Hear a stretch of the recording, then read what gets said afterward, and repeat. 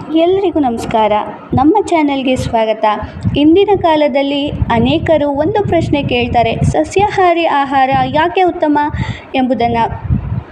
ಬನ್ನಿ ಇದರ ಬಗ್ಗೆ ತಿಳ್ಕೊಳ್ಳೋಣ. ಸಸ್ಯಾಹಾರಿ ಆಹಾರದಲ್ಲಿ ತರಕಾರಿಗಳು, ಹಣ್ಣುಗಳು, ಧಾನ್ಯಗಳು, ಬೇಳೆ ಕಾಳುಗಳು ಮತ್ತು ಸೊಪ್ಪುಗಳು ಪ್ರಮುಖವಾಗಿವೆ.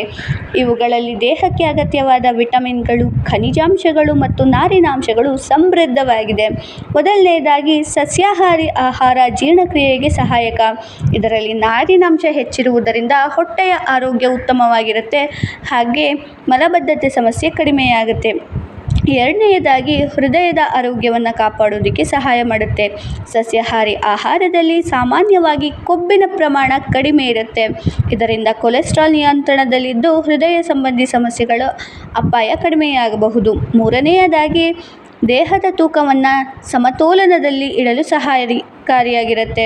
ಹಣ್ಣುಗಳು ಮತ್ತು ತರಕಾರಿಗಳು ಕಡಿಮೆ ಕ್ಯಾಲೋರಿಯನ್ನು ಹೊಂದಿದ್ದು ದೇಹಕ್ಕೆ ಅಗತ್ಯವಾದ ಪೋಷಕಾಂಶಗಳನ್ನು ಒದಗಿಸುತ್ತವೆ.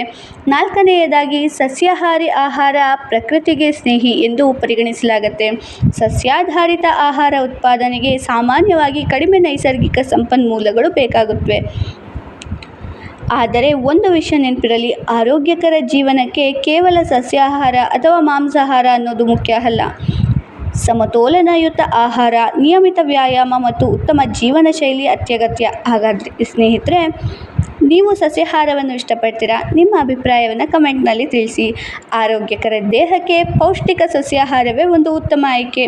ಇವತ್ತಿನ ಮಾಹಿತಿ ಇಷ್ಟ ಆಯಿತು ಅಂದರೆ ವಿಡಿಯೋನ ಲೈಕ್ ಮಾಡಿ, ಶೇರ್ ಮಾಡಿ, ಸಬ್ಸ್ಕ್ರೈಬ್ ಮಾಡಿ. Thank you for watching.